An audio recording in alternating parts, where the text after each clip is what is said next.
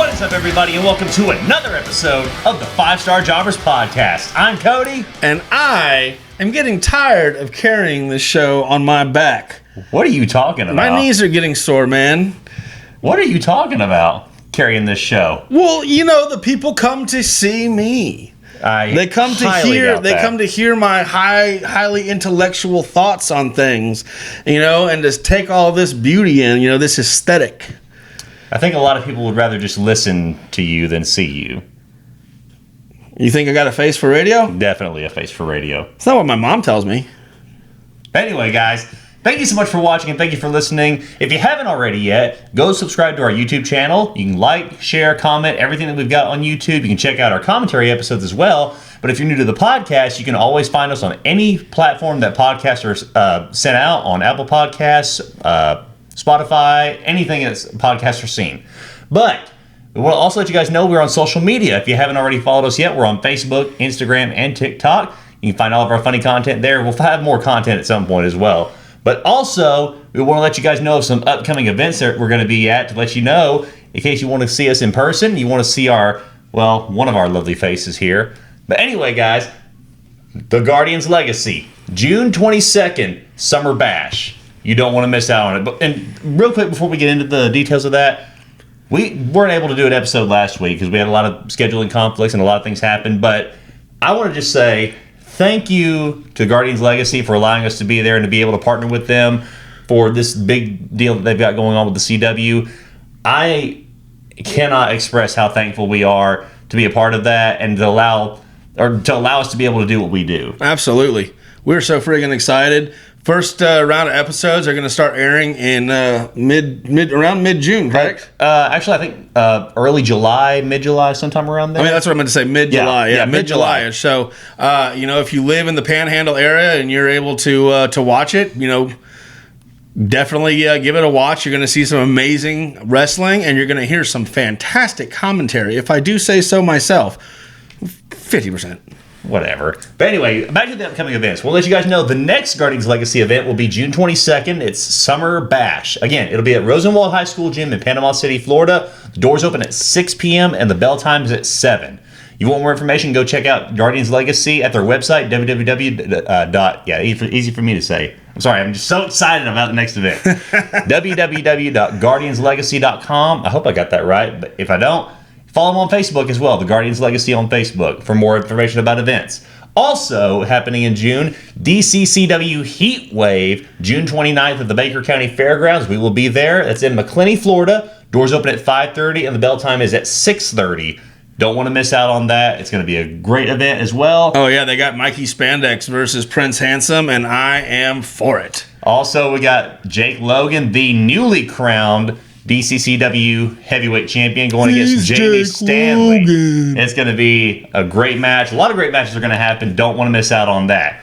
But we've got a very interesting thing that we're going to talk about in this episode. You know, we're not supposed to talk about it. Right. So, as you can see from the title, these are some touchy topics that we don't really talk about a lot in wrestling because it's kind of faux pas, exactly. Like it's like saying Voldemort, exactly, or Candyman, right, or Beetlejuice. Don't. One more time, we're screwed. Oh yeah, that's right. Sorry, forgot. Chill out, dude. Sorry, but you know, we wanted to go over some touchy topics in wrestling that a lot of fans have differing opinions on.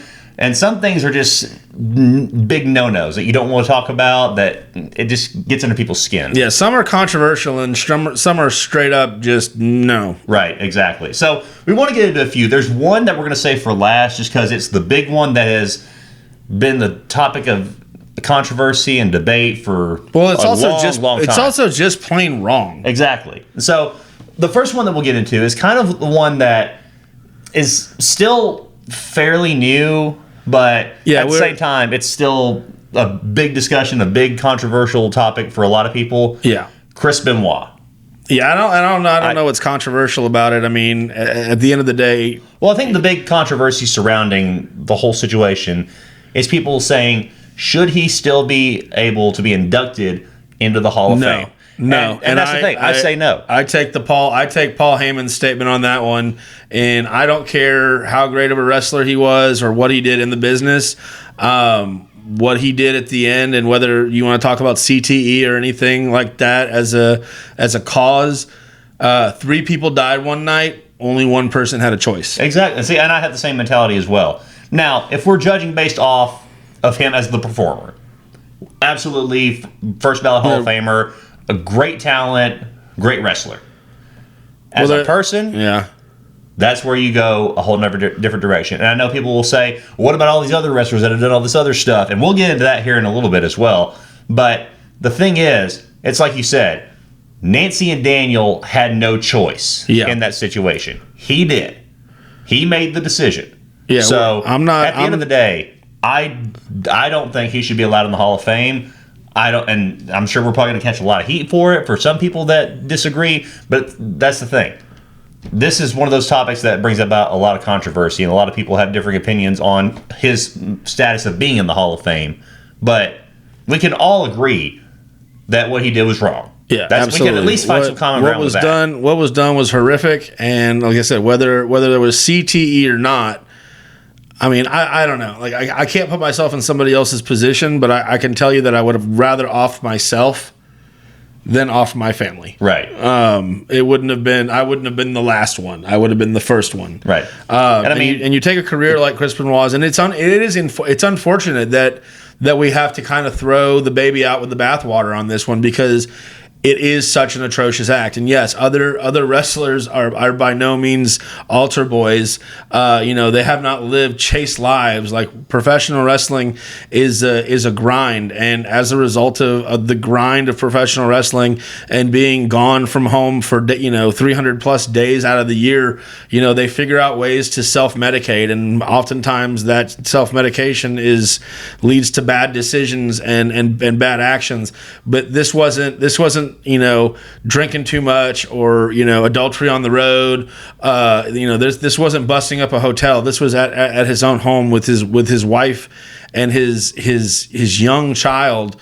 And like I said, I don't know what went through. Nobody will ever know what went through his brain during that time. But at the end of the day, if your brain was functioning at all, there were other decisions that could have been made. Absolutely. And as like I said, as great of a wrestler as he was, that's the thing that will be his legacy. And that's unfortunate, but it is. But that's the result of the decisions that he made. Like, that is what it is. And people that want to sit there and talk about the wrestler different from the man, and not let the last 72 hours of someone's life define their legacy. If we were talking about anything other than murder, I know it's hard to to me, anything other than maybe rape, murder, and pedophilia, which is still part of you censor out the R word, I guess. Yeah. Trigger warning for all of you. Yeah, trigger warning. So. Yeah. We probably need to do a trigger warning at the beginning of the episode. But if save for those 3, there's some level of redemption that you can have, especially like there's a lot of wrestlers who did do bad things, but we're as Christians, we believe in repentance, and we believe in grace, right? And we believe that people can be redeemed, but there's no redemption. Well, especially it's hard to redeem someone's legacy. When let's say it's not like he just offed himself, he killed his wife and he killed his young child. Right. So, and I know it's difficult for his son, David, who, wasn't there in the situation, and lives with, the difficulty of being the son of Chris Benoit. And I blame that on Chris. Yeah. Like, it's not David's fault. No, David had nothing to do. David wasn't there. David had nothing to do with it. I mean, Nancy's not David's mother, right? Like, but that not only did he affect his life, Nancy's life, and his son's life, he affected his other son's life. Like I say, who has to grow up living with all that, and so it's just kind of like actions have ramifications, and those ramifications go beyond just the scope of one thing. So, yeah, I mean that's the obvious one in the profession, and I say that's not in the world of importance. This one is far aside. But I say talk about the negative smear that it put on professional wrestling as a whole, and so because of that, he can't get his flowers. No. Because no one's going to do that. No one's going to put the company, no one's going to put the industry at risk to give someone his flowers. And like I say, Paul Heyman, of all people, who basically, if it wasn't for Paul Heyman, Chris would have never gotten his first, American gig. Right. So, and that guy, you take a guy like Paul Heyman, who would have been nothing but, he would like to be proud of, he brought guys like Eddie and Chris and Dean Malenko and Rey Mysterio, and he brought them, and they were ECW guys before they were in WCW or WWF, exactly. WWE, and say of all people that might want to compete for that idea of his flowers, no, Paul Heyman's the first one, the guy who say no, no, and it's like. Nobody else is gonna. Nobody. People might argue on the internet. People, there might be internet warriors and losers, like I said, that live in the basement with their mom, that don't, that wrestling is too big in their brain. We love wrestling, but wrestling's not the be all end all of everything. Right. And I'm not gonna let my affinity for how someone worked in a ring change my ideal for monstrous actions that they took outside of the ring. So absolutely, that's the long and short of that one. But yeah, we don't talk about it in professional wrestling because we don't want to talk about it. We don't want to give that guy any more conversation, because what he did disqualifies him from being idealized. Right. But that's one of the first ones we were going to talk about. I know there's a few others on there, and most of these that we found were from our. I think you put it on Facebook on our page. Yeah. So to our, to those of you who are following, thank you for those of you who commented. This episode is actually a stem from.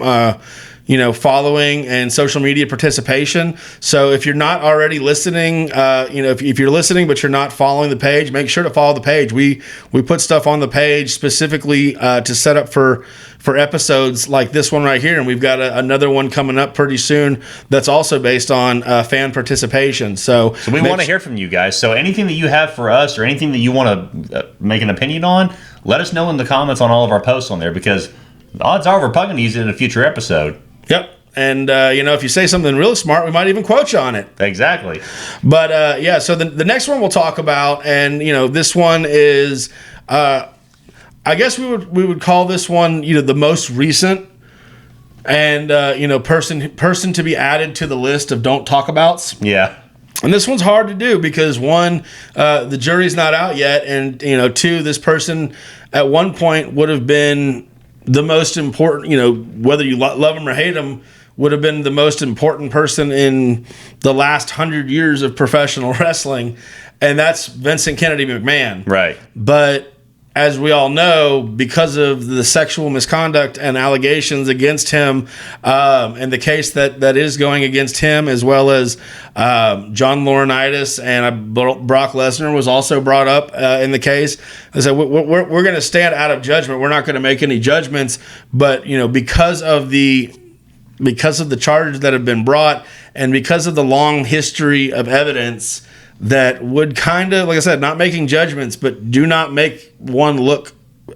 A not guilty verdict is not promising. Right. I mean, when all this came out, was anybody really surprised? No. I think when all this came, people were surprised that it was coming to fruition. Well, I think the sexual misconduct when that first came out, that he was with other women, then he paid money to, for NDAs. I don't think anybody even honestly, I don't think anybody batted an eye to that. Right. But when the details came out for the depravity, the salacious acts that were done, that were forced, that surprised people. Yeah. I don't think anybody was ever surprised that Vince McMahon is not a monogamous human being. He detailed it in Playboy magazine Yep. in the late 90s or early 2000s. It's well known. I mean, the Vince McMahon character, you can say, that was just a character, but oftentimes to a degree, it was a character. Art mimics reality, and they always say in professional wrestling, the best character is just who you are turned up to 11. Exactly. I don't think that Vince McMahon and Mr. McMahon are terribly different people. No. I think that it was a nice shield for him to be able to act the way that he truly wanted to act. Yes. And say that he was just playing a character. But the fact of the matter is that NDAs for money are something that Vince McMahon's been doing for decades. And the merger, and I guess what we would call like financial discovery and things that happen during business mergers like that. Yeah. It's interesting to me because basically accusations were being made against him in the early onslaught. What was that, of 2023 or actually like in middle of 2022, sometime around there. And that's when he originally stepped down on his own volition, and it looked like we were going to get no more Mr. McMahon. But then 6 months later, he decides to sell off the company because the board doesn't want to welcome him back with open arms. And so at that point, he decides, I'm going to sell the company off instead. And so that's where you get the company going and doing the merger with TKO, and then bringing Vince back in and basically saying that, he's going to run things. He's going to be in charge. And then additional allegations continue to come out. And TKO is forced at that point, because the details of everything come out. And like I said, they're so salacious that you couldn't ignore them if you tried. Right. And so his very own actions caused his own demise. Right. And that's from A to Z, from the immoral acts that themselves to then the business trickery that he did basically to try to get power back from the company. But putting it in a position where it was no longer in his direct hands. And TKO, being a publicly traded company, the minute you get a PR scandal like that, they're not. It doesn't matter who you are. Nobody is. You're gone. Nobody is above public perception. Exactly. And so they got rid of. Once again, Vince got ousted. And there's some scuttlebutt in the dirt sheets. I don't know how much I believe it. It wouldn't surprise me. We'll see where it goes. But there's the rumors that he's looking to start his own wrestling promotion again now, separate there was from something WWE. that I saw where someone had shared something about him being the owner of AEW at one point. I'm like, there's no possible way. Well, there's this his name at this point. Who would hitch their wagon to the Vince McMahon train at this point? Like I don't think anybody that's smart enough. We give Tony Khan a lot of crap on this show, but even we will admit that Tony Khan is smart enough and a decent enough person that he's not going to get in bed with Vince McMahon, no matter what the paycheck might look like. Exactly. I mean, the Khan family, he's a billionaire. He doesn't need the money. He doesn't need Vince's money. I don't think Vince is going to have any chance in doing anything with NWA or TNA. Like I said, he'd have to start his own company, but who wants to be associated with Vince at this point? So that's why we say it. So he's the newest name added to the list. The do not say his name list. Exactly. So here's to you, VKM. May we never speak of you again. But anyway, so then that's another one, and then there's a couple others that we're going to get into as well. Now these I'd never heard the situation before or didn't know the full story, so I'm going to let you pretty much take the reins on this because you kind of touched on it just vaguely before we started this episode, but there's one in particular that you were talking about. I don't know if you want to do that one or if you want to do a different one. So two other major ones that we'll talk about, and really honestly, once again, this comes down to these are words. These aren't necessarily industry think terms and things we don't say. These are people we don't talk about and who will never have a great legacy moving forward in in any company or any Hall of Fame or any discussion of great wrestlers or influencers, because of things that they did outside of the ring. Right. Like we said before, trigger warning for all you listening, just so that way you know, and that way you know what's going on. And so one of the most common ones that's brought up when talked about former wrestlers, promoters who are blacklisted, Grizzly Smith. Yep. And for those of you who don't know who Grizzly Smith is, Grizzly Smith was a wrestler. He was a promoter. Most nominally, he was the father of Jake the Snake Roberts and Rockin' Robin. So both Jake and Robin were trailblazers, pioneers, fantastic wrestlers in their own right, left an indelible mark on the business. But their lives were forever altered by the evils of their father, a man who was known to have a taste for younger people. Yep. Absolutely disgusting, depraved individual, fed on vulnerable populations. And, when that news came out, it's, any attributes or contributions to the business that he may have had, they go out the door because it's all it doesn't tarnished at this point. Well, because it doesn't matter. It doesn't matter how good you are at anything. It doesn't matter, if you helped train your son, and your son's one of the most, prolific and respected speakers and workers in the history of the business. I mean, Jake's written his own legacy, and he's had his own problems, but with the help of I would say it's all contributed to the stuff that he went through when he was young. Absolutely. Like you look at Jake and you hear his story, and a lot of the demons that he wrestled with in his life and what led to addictions in Jake's life came from his father. And, Jake, not only was Jake, abused or saw abuse as a result of his father, but his father brought women in the world who also abused Jake. So, I mean, it's just absolutely disgusting. And, like I said, people, these are, if you're new to professional wrestling, you may not hear about these names, and it's a good thing. Right. But we wanted to kind of talk about some of these things. And this is a good thing for all you new fans that are just getting into professional wrestling and trying to find out like the ins and outs of things that go in the business. This is good for you to learn key words and key topics that we don't really discuss or we don't really talk about because it's a touchy subject for a lot of people, and it's a controversial subject for a lot of conversations as well. Mm-hmm. And then the next one, for similar reasons, not the same, but once again, because of immoral acts. And then this person was, celebrated for many, many, many years. And it's only been in the last, 10 years or so that the truth has come out on her misdeeds and misgivings, and that she's been written off, and that's the fabulous Moolah. Yep. And the fabulous Moolah, for people who don't know, the fabulous Moolah was, she was women's professional wrestling. Like one of the pioneers of women's wrestling, like back in the day when you had fabulous Moolah, Mae Young. Yep. Well, I'm trying to think of the other one. Well, Moolah and May were the two longest standing, right? And probably they've been in the business since the 50s, the 60s, and the 70s, the 80s. They were together in the 90s during the Attitude Era. Entertaining and Mae Young.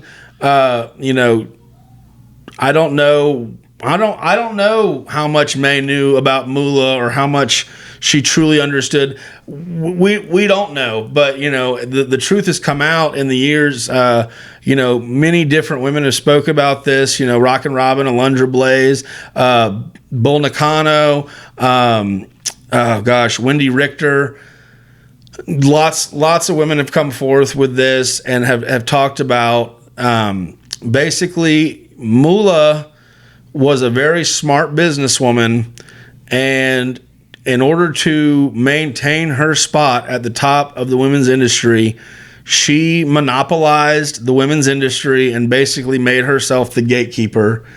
And, you know, that's not why we're going to downtrot her on this one. But basically what happened is that women learned if you didn't go through Moolah, you didn't get to work in a lot of the territories. And so a lot of women had no choice but to work with Moolah, and to work with Moolah meant to work for Moolah. And that part of your paycheck was going to go to Moolah for your booking fee. And another thing that, and this is what gets her on the list, another thing that she did was send out the women who were underneath her learning tree to be used for the service of men or anybody who wanted to use them for that service. And then once again, Moolah would take money for that delivery of service. So for that, you know, for that alone, may she never be spoken of again. May she never be lauded for anything she ever did in the ring, because once again, and I think that's the importance of these particular topics. And, you know, we haven't gotten to the last part yet, but these particular people, these particular topics, it's important that we don't try to celebrate the wrestling separate from the person, because at the end of the day, the wrestler is the person. Right. And even though they may play a different character, even though like Mark Callis is not actually the Undertaker and he doesn't, you know, raised from the dead in real life. Mark Calloway. Get it right, man. I called him Mark Callis because I mean Mark Callis. That was his first.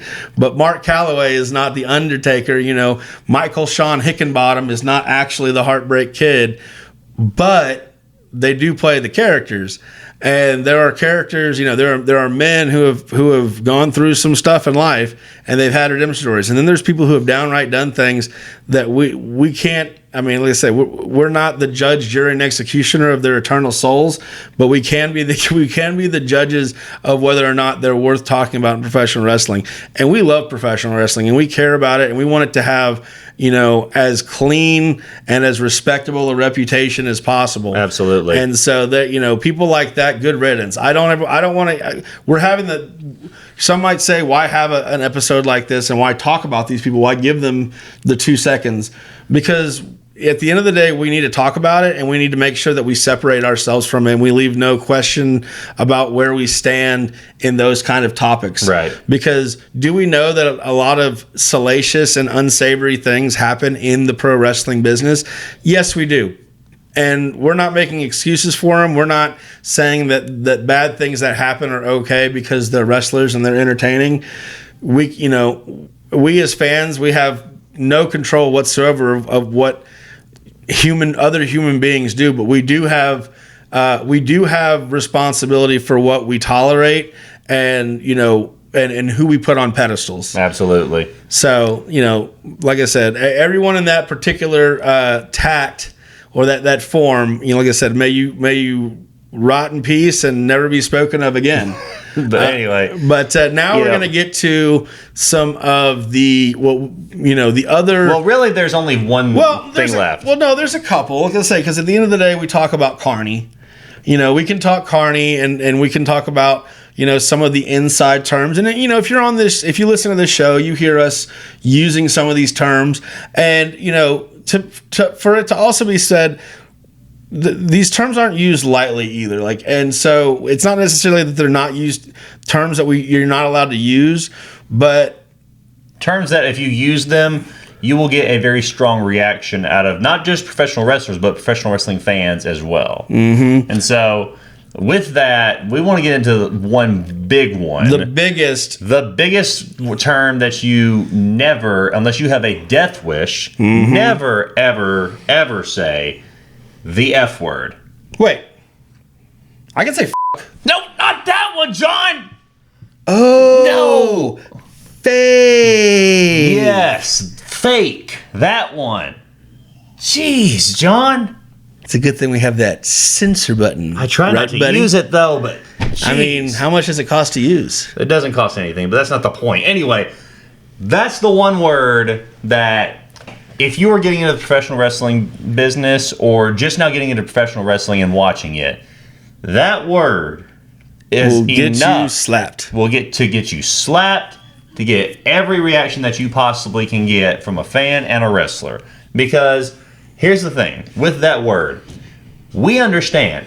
True professional wrestling fans understand that there's a lot of things that go on in the ring that are not real. It is choreographed fighting. They know what they're doing. They know the moves. They know what the finish is. But the thing is, here's where it becomes not fake. If you miscalculate a move by just a fraction of an inch, it could lead to serious injury, or in some serious cases, in very rare cases, death. I mean, you look at some of the injuries that has happened over the years. The number one that I go to all the time is Stone Cold Steve Austin versus Owen Hart. Mm-hmm. Owen Hart picks him up for a pile driver. A move he's done thousands of times in his career. A move that Stone Cold Steve Austin has taken many times in his career. Exactly. Austin was supposed to win the match. Yep. Well, he did. Well, no, he didn't. Yes, he did. Yes, he did with a roll-up. No, he didn't. Yes, he did. Owen Hart pinned him. No, he didn't. Shoulders to the mat. How much do you want to bet? I guarantee you Owen Hart pinned him shoulders to the mat. Because he could not move. Right now, we have we had a lock-in from WrestleMania, and we still got to figure that out, by the way. Yeah, but if I'm right and you're wrong, are you willing to wager? No, we ain't wagering on that. So you're not. We got to finish. We got to find. So you're not that confident then. Well, now I'm second guessing myself. But either way. No. We're not leaving this one. Do you wager the table? No, I'm not wagering the table on it. Okay. No. Well, I'll lead that to a different situation. You're a smart man because Stone Cold Steve Austin 100% won that match at SummerSlam. When he got injured, it was known that he got injured. And so Owen works the crowd for the next minute and a half. Right. Trying to give Stone Cold time to thinking maybe it's just a stinger. And Stone Cold was able to get up on his hands and knees and do a quick roll-up, schoolboy roll-up of Owen for 1, 2, 3. It was the worst looking roll-up you've ever seen in your entire life. But Stone Cold did win that match because if he didn't win that match, he would have had to kiss Owen Hart's buttocks. Right. But yes. Okay. No, so back to topic. But I will never be questioned on my knowledge. I know, and well, hey, I have my moments too. There's times where I have moments where I'm right. A broken clock is right twice a day as well. Anyway, but that's what we're talking about. So just by being off that little much from a move that he's done 1,000 times, it was enough to instantly, nearly paralyze. I think completely paralyzed Austin for a good while. It temporarily paralyzed him for like I say, a minute or two in the ring, and then he had to go to the hospital and get checked out.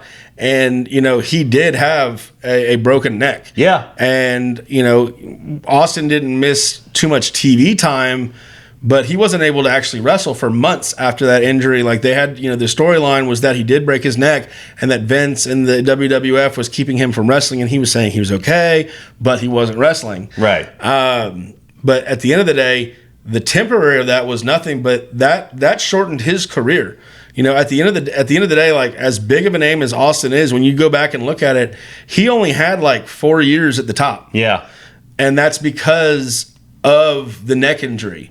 Had that injury not occurred, Stone Cold could have had, he could be having the career of a Ric Flair. Yeah.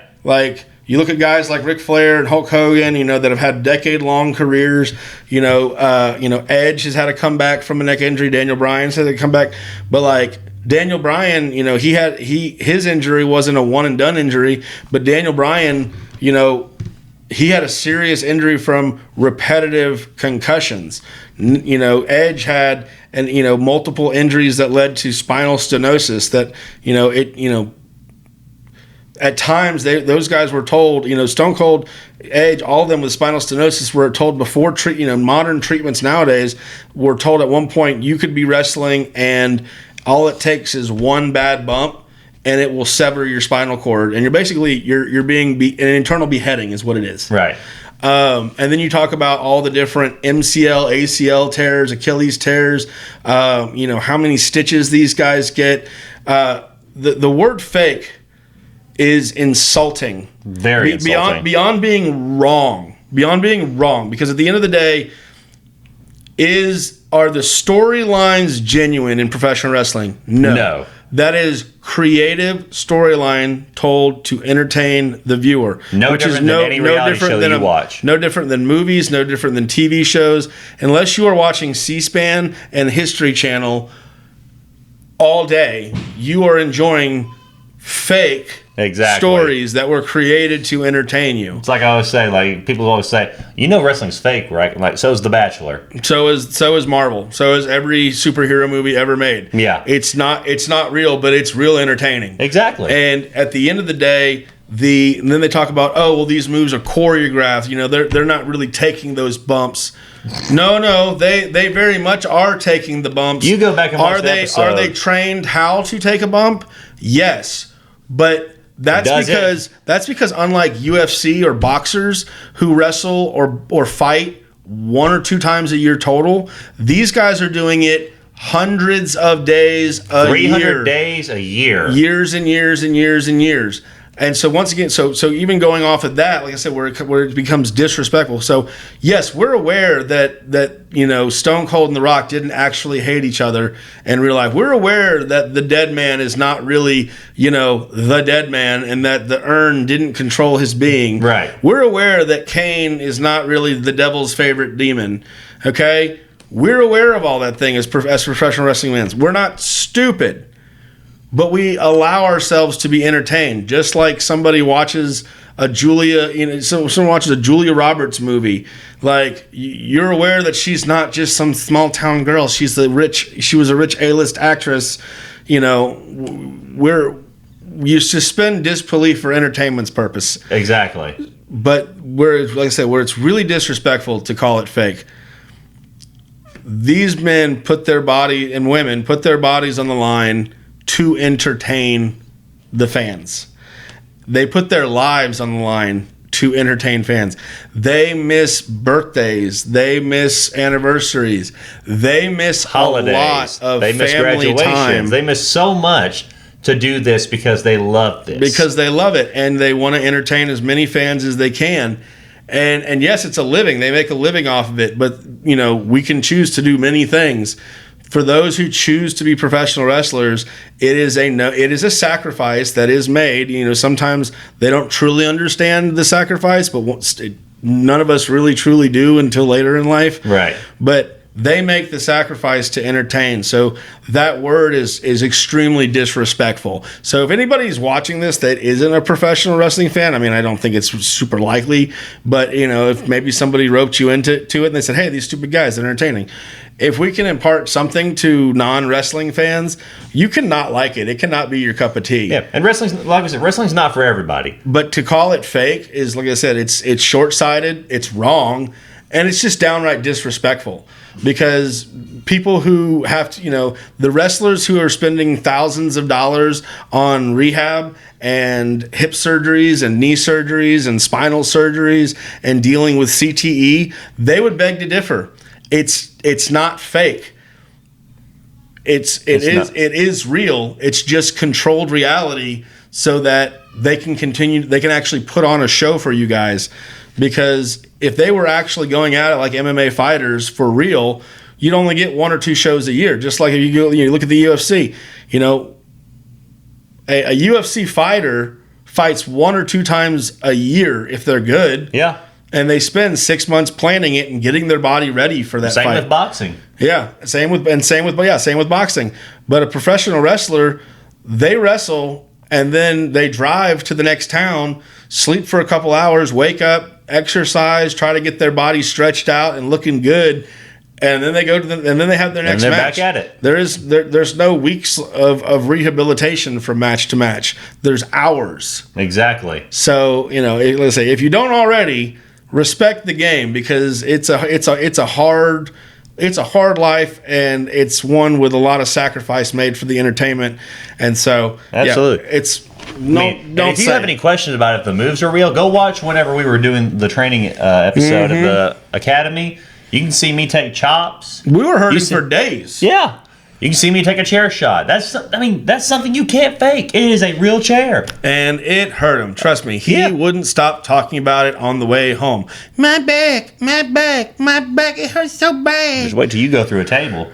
I'm not going to go through a table, dude. I guarantee it's going to happen. We're going to figure out something. Okay, listen. We're going to figure out a way. Well, I'm not going to figure out a way for me to go through a table. I'm going to figure out a way for you to go through the table. We're going to figure out something. We're going to have our fans, or we're going to have people that we know figure a way for us to resolve that. But in the meantime, those are the touchy topics that we wanted to talk about. And, you know, if you have something else that we haven't mentioned before, let us know on our social media. We welcome the comments. We welcome everything from you guys. We want to hear from all of you.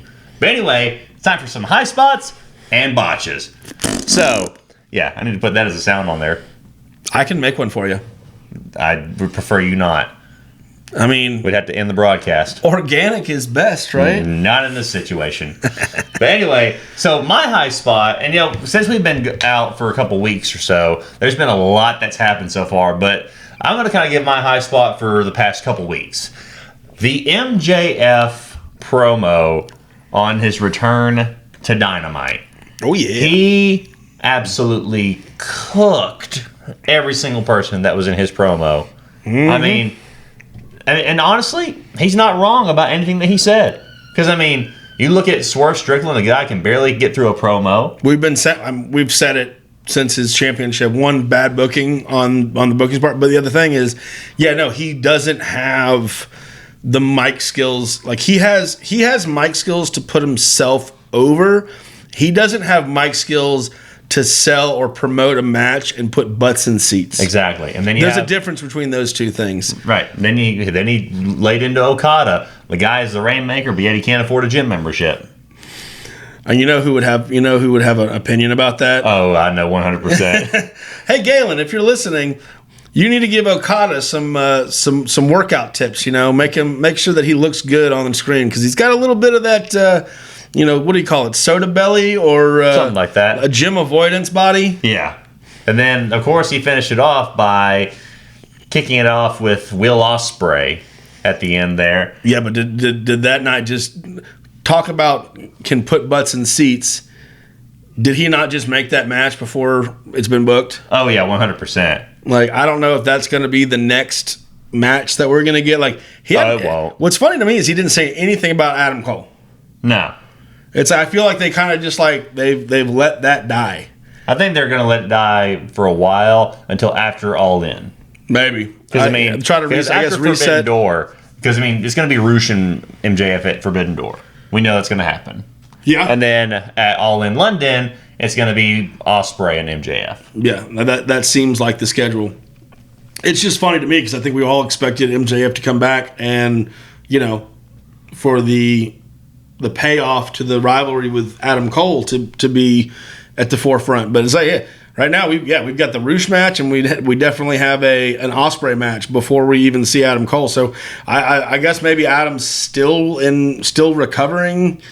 I don't see how he's not recovered at this point. But I mean, I don't know the full extent of his injury. I don't know how CM Punk isn't fully recovered yet either. But sometimes people take a little bit of extra time to recover when there's no creative. Right. But what's your high spot?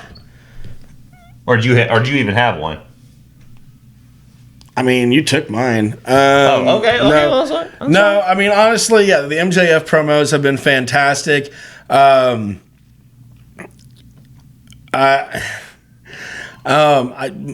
hate to say it, but it's nothing has really stuck out to me on Raw or SmackDown. Not to say there haven't been, some good matches. Like, I really liked the Gargano versus Waller match on SmackDown this last Friday. That was a good one. They just kind of pulled out some new stuff. Like, they've got good chemistry together. Like, I'd like to see DIY win the titles, but I just think that they've got a good rivalry with, Waller in theory versus DIY. So that's good. And then Well, I think that this is going to be the turning point where we see one of the guys turn on each other. Not DIY, but Theory and Waller. Yeah, they seem to be kind of like playing that. Like, Theory kind of took the bullet for Waller, Right. and Waller kind of let him take the bullet for him, Right. to get the win. So they're definitely working their way towards that angle. But yeah, I mean, like I said, the Drew McIntyre, the build for Drew McIntyre to Damian Priest, they had that just absolutely great promo battle a couple weeks ago, but nothing really of note since. Right.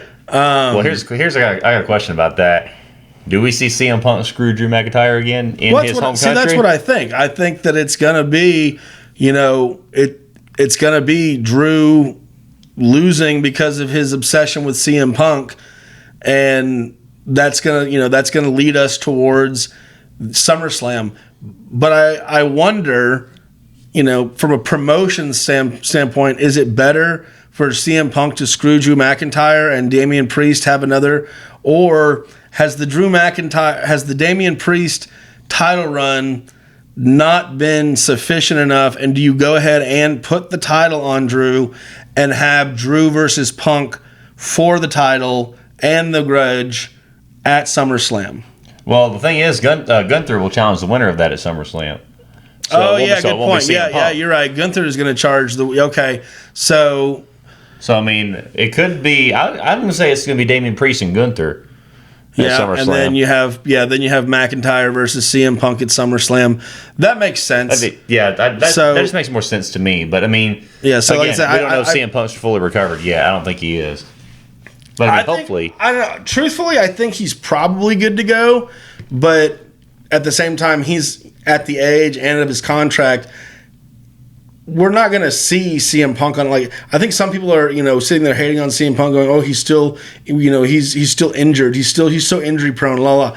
I don't think he's got that many dates on his contract. Right. I think he definitely has more of a Legends contract where he's going to be around more often when you're closer to WrestleMania, closer to SummerSlam, closer to the Royal Rumble, Survivor Series, like those big times. Yeah. And when he came back, he was doing pretty regular stuff, but that was in the lead up to WrestleMania. Yeah. And before it was right before the Royal Rumble. Yeah. So I think he's probably, if I had to guess, I'd say he's probably healed up right now, but the creative is not going to include him until Clash at the Castle. So that they can get that, because if he's on regularly too and they're fighting, and they can only bicker back and forth so much before that gets old and unentertaining. So I don't know, they've done a pretty good job so far. Yeah, but that's because it's had plenty of time to breathe. If they were just going back and forth every Monday, eventually they'd have to come to blows. Like, you can't, and I guess I'm not going into my botch, but I will nitpick a little bit. The slow burn with Alpha Academy is driving me nuts at this point. And I'm saying that's one of my high spots because I like the slow burn that's building with it, because that Otis is going to turn on them eventually, and then you're going to have the Creed brothers join with Alpha Academy in place of that. That. I mean, isn't it obvious? Because they're building it up to where Otis is going to finally turn on Chad Gable, and he's going to have enough of it, and then I think Otis turns on Sammy. Nah, I think that they're building, and they're slow building it so much that every time you think Otis is going to turn on Chad, and then something happens, and it's kind of, it leads to a non-decision for Otis, and he's just being a loyal friend.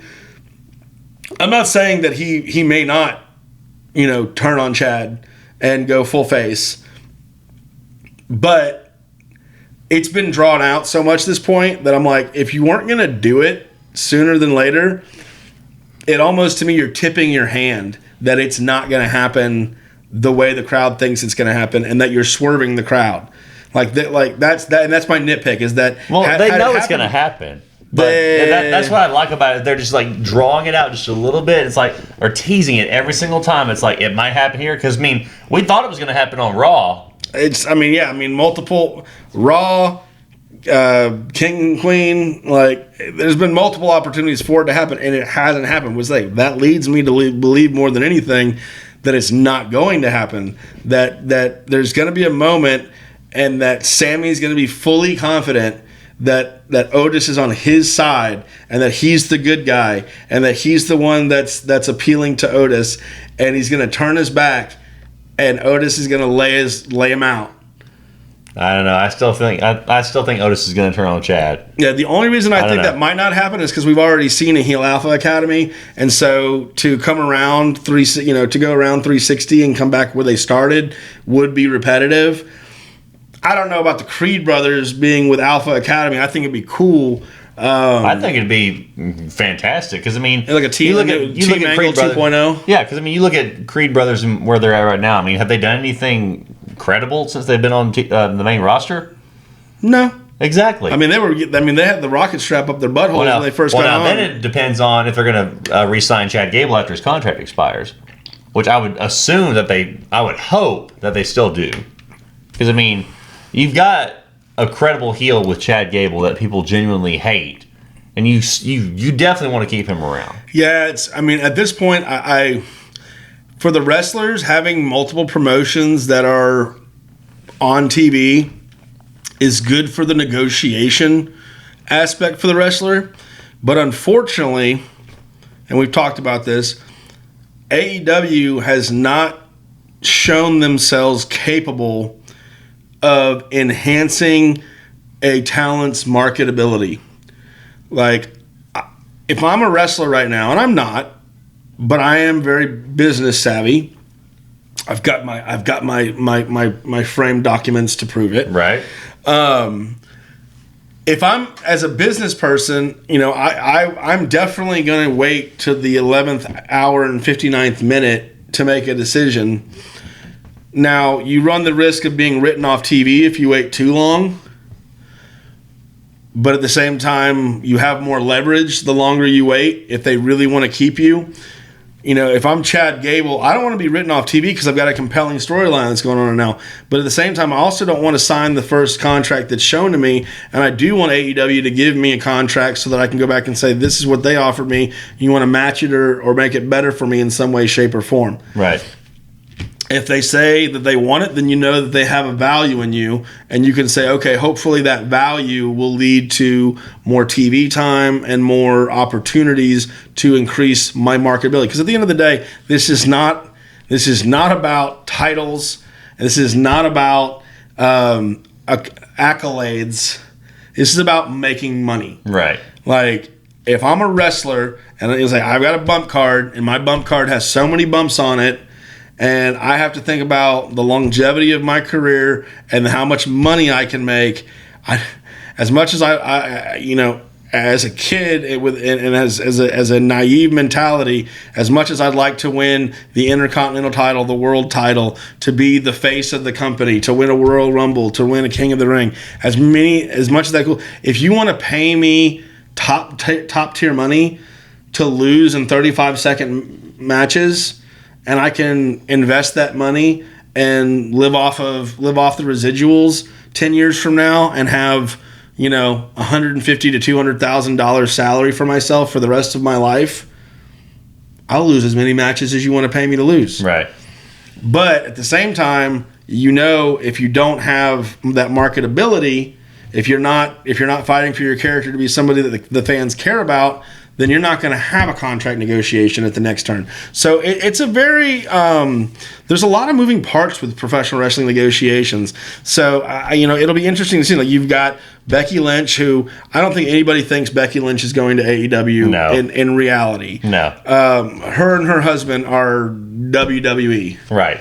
I think she's just taking a break. Yeah, definitely. Like, everybody's, she didn't sign the contract. I just think Becky's like... She's just taking a break. Becky says, I'm not signing the contract because I'm not going to be on TV right now.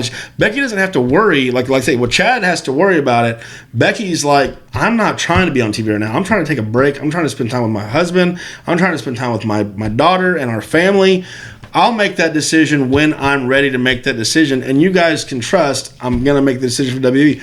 But it doesn't hurt me to let y'all sweat it out a little bit and to take offers from other people, because even though I'm marketable, it's good for you to be proving it. And then you got the Ricochet situation where Ricochet said, I'm not signing another contract. I'm gonna go somewhere else. And you look at Ricochet and you go, he's a kind of a classic AEW guy, really. Yeah. And where you can really probably see where Ricochet's frustration is Ricochet's done everything he's been asked to do. He's not great on the mic, but to me, he's no different than Rey Mysterio. And if you put the rocket on somebody enough, you give them the David and Goliath matches, then they can get over like Rey Mysterio got over. Ricochet was over. Ricochet can go to AEW. The problem is, and I think this is where Ricochet gets frustrated, is that he looks at the money that Ospreay's making, and before he went to WWE NXT, we were all talking about the Ricochet and Ospreay matches, and Ricochet and Zack Sabre Jr. Right. So I can see where he's frustrated because he's feeling like his career has stagnated, whereas his peers are getting big money payments now. Right. Will WWE come back and try to retain Ricochet? I hope so. If they want to keep Samantha Irvine. I don't think so. I think Samantha knows that she's not going to go to AEW and be any more over, any more. AEW has a great ring announcer now. Yeah. We'll see. Yeah. But sorry, we veered off greatly on that. But Botches, what have you got for Botches? The Mark Henry 2.0 angle. Yeah. I love AJ. I hate that we're recycling an angle like to the T. Yeah, I'm not a fan of that. But mine was Ethan Page being pushed into the main championship scene. Yeah, it's too quick. It's just too quick. Well, it tells you he's not going to win. Right. That's the frustration of that too quick is they're not putting the title like they've built Trick being the champion for so long. They're not going to just immediately, and if they do, it's really short-sighted ADHD booking on Sean's part. But Sean's a really smart in-ring psychologist. He's not going to do that. Right. That is, yeah. So I agree with you on that one. But yeah, no, I saw him walk out in that darn pastel suit. Yeah. And it wasn't pink like Mark Henry's, but when he starts talking about, I'm like, this is a swerve. And then he called out Cody. He'll go, oh, I wonder where this is going. Yeah. Yeah. No. Yeah. I love AJ. I cannot stand when angles are completely repeated. Yeah. Give me the, chicken is chicken, but give me chicken in like 10 different ways and I'll eat chicken every time. But, as good as fried chicken is, give me fried chicken every single day. I'll tell you what I don't want to eat on Sunday. Definitely. More fried chicken. Yeah. But anyway, guys, that's our episode for this week. Thank you so much for watching and thank you for listening. Like we said before, we're on social media. Go find us on Facebook, Instagram, and TikTok. Also, subscribe to our YouTube channel if you haven't already. Like, comment, and subscribe to all of our stuff that we have on there. Like we said before, 2 upcoming events going on this month. The Guardians Legacy Summer Bash, June 22nd, Rosenwald High School Gym in Panama City. Don't miss out on it. Also, DCCW Heatwave, June 29th at the Baker County Fairgrounds in McClenny, Florida. A lot of great things happening. We cannot wait to see all of you guys live and in person. But like we always say, guys, thank you for watching. Thank you for listening. And as always, keep it 5 stars.